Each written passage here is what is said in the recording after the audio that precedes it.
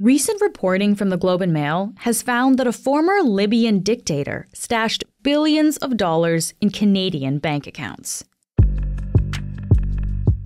Moammar Gadhafi ruled Libya for more than 4 decades, and over that time, he stole as much as $200 billion US from the Libyan people. Moammar Gadhafi rose to power as Libya's leader during a bloodless coup in 1969. In toppling King Idris, he became the youngest world leader.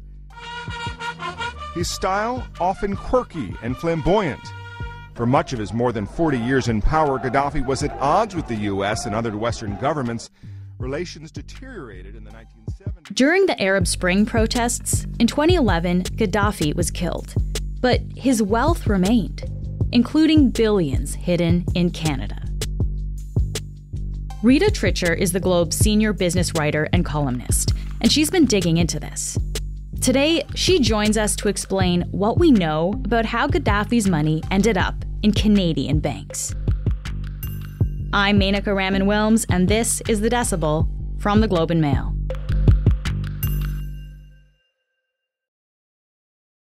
Rita, thank you so much for being here today. Thanks for having me. So I know there's a lot going on in this story. There's a lot of different parts. So I thought maybe we could just start off by having you maybe set the stage a little bit. Like, in broad terms, what is this story really about? So this story is about how Moammar Gadhafi, the late Libyan dictator, used Canada as a place to hide billions of dollars of stolen state assets from Libya. But it's also a story about Canada's place in the world, about the effect of its foreign policy, because Canada played a leading role in the NATO intervention that helped to oust Mr. Gadhafi back in 2011. But it's also a tale about how dictators, kleptocrats, and other financial criminals have used and continue to use Canada as a safe haven to stash, hide, and launder misappropriated funds. Okay. So there's a few different threads here that we're going to tease out, but let's stick with this last one for a moment. Moammar Gadhafi was believed to have misappropriated and hidden funds in Canada. So Rita, what did you find out specifically about that situation? So this revelation that he stashed billions of dollars in Canadian financial institutions throughout his time as a Libyan dictator, more than 40 years, this is new information that we haven't seen in Canada before. You know, after he was, deposed and ousted from power back in 2011, we know that the United Nations imposed sanctions against him and members of his family and officials in his regime. And we know at that time that Canada froze about $2.3 billion in assets belonging to him, his family, and the Libyan government. But we were also told later that same year that all of those assets were unfrozen. Canada also launched an investigation to find out the full extent of the money that he had here in Canada, but we haven't heard much about it since. And so this revelation, which came from the former Libyan ambassador to Canada, that Moammar Gadhafi continues to have billions of dollars stored in Canadian financial institutions almost 12 years after his death, that is new information that I hadn't heard previously. Okay. What specifically, Rita, are these new revelations that you found? So these revelations from Fathi Baja, who served as Libya's ambassador to Canada from 2013 to 2017, are interesting because he revealed to me earlier this year that he kept confidential financial documents that contain the details about this money in Canadian bank accounts. And after he was fired from his job in 2017, he took those documents with him back to Libya. He lives in Benghazi, and he hid them. And he has said that he is going to keep that information private. He's going to continue to safeguard that information until his country, Libya, has a democratically elected government. He is worried that the money that has been traced to Mr. Gadhafi in the Canadian financial institutions risks falling into the wrong hands because Libya currently does not have a democratically elected government. Right. How much money are we talking about? Well, he refused to provide specifics when I pressed him on an exact sum, but he told me in, follow-up messages that there were billions of dollars. And that he said during our interview, we're talking about a billionaire. And when we're talking about this money coming from the people of Libya, is this essentially like money the government took in as taxes? Do we know how the government, I guess, got this money? So Mr. Gadhafi, during his time at the head of the Libyan government, maintained this iron-fisted control of the state, its institutions. He treated state funds and state assets as personal assets. We know that he intermingled the two, that there was no division of his own personal fortune and state money. And so because of that, we don't know exactly the full scale of his fortune and how much, was stolen. We know that that there weren't a lot of records, and what records did exist have since disappeared. Okay. All right, so let's take a step back here, Rita. So it sounds like Gadhafi used a number of different countries to stash money around the world to kind of move it around. But specifically, do we have any sense of how Gadhafi's money ended up in Canadian banks? Yes, we do. So from two other sources who are not Mr. Baja, the former Libyan ambassador to Canada, and the Globe has decided not to identify those sources because they were not authorized to speak to me about this particular issue. Their personal safety is at risk. But according to these two confidential sources, Mr. Gadhafi used frontmen, including Canadian proxies, to open bank accounts and shell corporations on his behalf to hide part of his fortune outside of Libya, including here in Canada. And so this is new information that's come to light. Okay. And this might be kind of obvious, but how do we actually know that this money came from Gadhafi, came from Libya? Is there like a way to trace it? There are ways to trace it. Now, I can't get into how the sources know what they know. Certainly here at the Globe, our editors and I do know how these people have knowledge of this matter. But if I was to discuss that, that would identify who the sources are. So this money was in Canadian banks. What happened when we realized this? Well, the government certainly didn't announce this. I mean, this only came to light because of the interview that Mr. Baja had with the Globe and Mail. So these are new revelations about the extent of Mr. Gadhafi's wealth that was hidden in Canada. And so there is a real question now on what is going to happen to this money. The day after our story ran, Canada's ambassador to Libya met with officials with the Libyan state agency that's in charge of asset recovery. And this is, I believe, the second time that they have met, at least in recent months, to discuss how more assets might be returned to the state of Libya and at an appropriate time.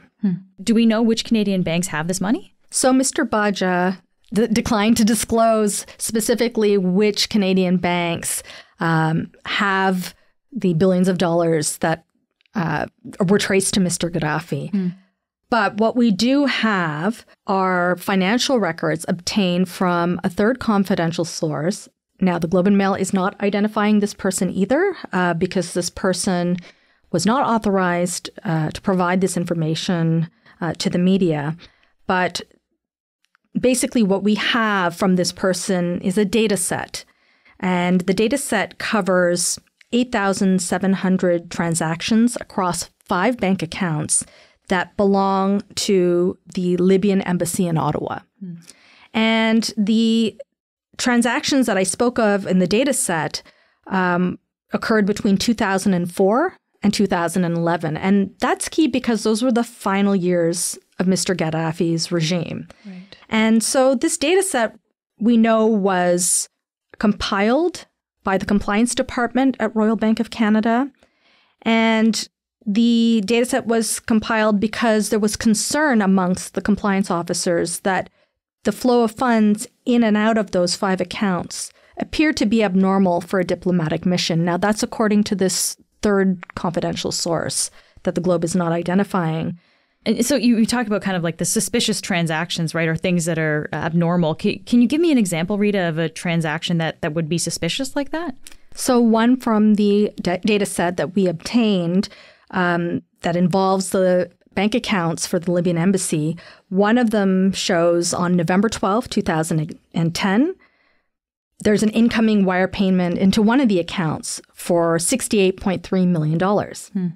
Then 3 days later, on November 15th of that year, the records show a debit of about $50 million from the same account.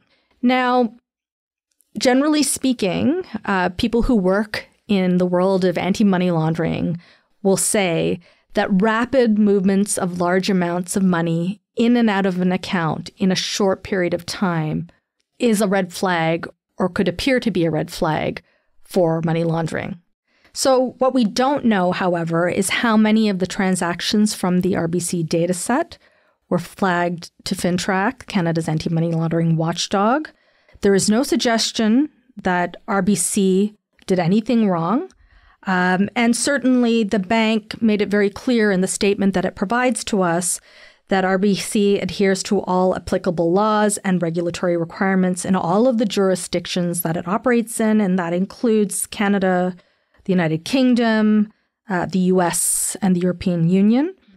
But I should say that in reporting out this story, I reached out to the Libyan embassy in Ottawa a number of times for comment and did provide them with specifics about the financial records, and we still have not received any response to our request for comment. Okay.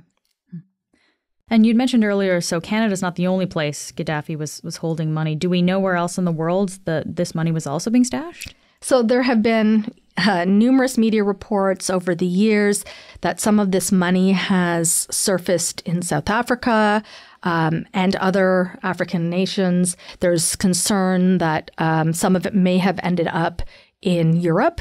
And the Libyan entity that's responsible for asset recovery is pursuing a lawsuit in the United States, specifically in New York. Now, why that is key and of interest to people in Canada is that foreign banks will typically use, according to the lawsuit, U.S.-based banks to clear U.S.-denominated transactions. And it does leave a financial record of the transaction, which could help the Libyan government trace where this money ended up. We'll be back in a minute.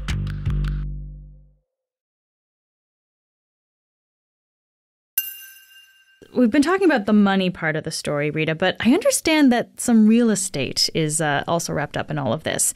So I want to ask you about a specific Toronto condo that got pulled into this story. Can you tell me about that? Yes. So earlier this year, we found out that Mr. Gadhafi's, one of his sons, Saadi Gadhafi, his condo, he years ago purchased this luxury Toronto penthouse. It's kind of diagonal from the Rogers Centre. And I was reading about this. It's like a massive penthouse, like more than 2,000 square feet, right? Like really prime Toronto real estate. It's huge. And it's been under UN sanction for many, many years. And it remains so. So Mr. Saadi Gadhafi recently appointed someone to serve as his power of attorney. And it's this fellow that has ties to Canada, business ties to Canada.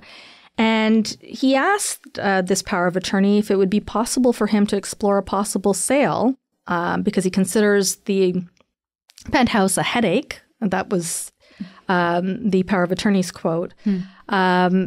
And, he also asked him if it would be possible to explore the opportunity to potentially rent it out. This, of course, is a very apparent violation of UN sanctions. Because this asset is frozen, essentially, too. They can't do anything with it. Yeah. It's still frozen. He can't do anything with it legally. There is a notice on the property records that indicates that the state of Libya has claimed that that property rightfully belongs to the people of Libya. but the transfer of the title has yet to take place. And do we have any sense of how much this condo would be worth? Each property, we don't really know the worth of it until it's actually listed, but we do know that, similar properties in that area can fetch $4 million. Yeah, not bad. Okay. It's a fair chunk of change. Yeah, no kidding. Okay. We talked about this a little bit, Rita, but I'm going to ask you directly again, because we're talking about a lot of money here, like millions of dollars, billions of dollars. And as you said, a lot of this money ultimately came from the Libyan people. So is there any chance that the money can be returned to Libyans? Well, certainly there's been discussions along those lines between Canada and Libya about the possibility of returning it. Of course, a key consideration for Canada would be making sure if we unfreeze any money and if we return any assets, that there is some sort of process, of ensuring that the money is actually used for the benefit of the Libyan people and that it won't disappear or fall into the wrong hands. And certainly most people consider the, democratic elections and a democratic government and the accountability that goes along with that as a precursor before more money or substantial amounts of money are returned. And do we have any sense, what are the chances of a democratically elected government actually happening in Libya? Well, it's looking pretty bleak right now. I mean, there is political deadlock. There's not agreement on the necessary legislative reforms that are required. There's a lot of rival interests. So while the United Nations has, been adamant about this is the right path forward, we really need to see elections finally happen in Libya, it's not clear that they'll actually take place. Do we know, what can Canadian banks do to ensure that this kind of thing doesn't happen again or to safeguard it from happening in the future? So actually right now, the federal government is undertaking a review of Canada's anti-money laundering laws. And so that's a good thing, that there is a process that's underway looking at what we can do to tighten things up. One of the specific steps that we are taking is the introduction of a beneficial ownership registry for corporations that is supposed to be active later this year. And what that is specifically is it's a database of private corporations. And the idea here is to unmask the anonymous owners of shell corporations. And why that's important is because shell corporations can be set up in Canada, often from abroad. You don't actually have to be in the country to do it. And then those entities can be used to open bank accounts and to conduct transactions anonymously. And there is no real way to discover who owns or controls those entities. However, there is a key flaw in the government's plan, because the government's plan for this beneficial ownership registry will only apply initially to federally incorporated shell corporations. And the problem with that is that the vast majority of shell corporations are actually incorporated in the provinces, not at the federal level. But there's no kind of timeline for all the provinces to join. And we might find that certain provinces decide, this is not something that we want to be a part of, which would be a real disappointment. Yeah, it's going to be a difficult process, it sounds like there. Yeah. I guess bigger picture, these are funds from a Libyan dictator that ended up in Canadian banks. What does all of this say about Canada's relationship with Libya? Canada continues to respect the UN sanctions that are in place. But obviously, given the role that Canada played, in terms of its participation in the NATO intervention that led to Mr. Gadhafi's ouster, and the fact that Canada has since provided tens of millions of dollars for humanitarian purposes and to help rebuild the country. And as recently as this past June, Canada amended its Libyan sanctions regulation, which signals that it is prepared to provide additional aid to the country by releasing more financial assets. I mean, I think there's a real desire on the part of Ottawa to finally see democracy take hold in that country and to see the country rebuilt. And it's a real tragedy for the people of Libya who are there and seeing, their aspirations for democracy stuck in a holding pattern. Rita, thank you so much for your reporting here and for being on the show. It was my pleasure. That's it for today. I'm Menaka Raman-Wells. Our summer producer is Nagin Nia. Our producers are Madeline White, Cheryl Sutherland, and Rachel Levy-McLaughlin. David Crosby edits the show. Adrian Chung is our senior producer, and Angela Pacenza is our executive editor. Thanks so much for listening, and I'll talk to you tomorrow.